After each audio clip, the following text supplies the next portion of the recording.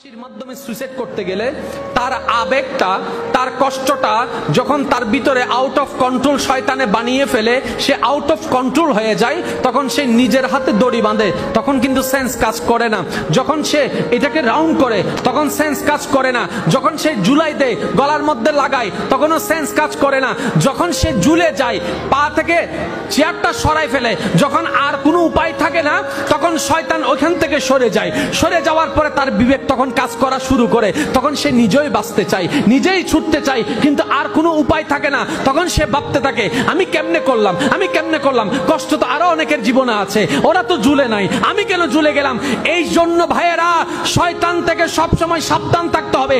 তাকে কখনো লাই দেওয়া যাবে না, পাত্তা দেওয়া যাবে না। সে আসার আগে রাস্তাটা বন্ধ করে দিতে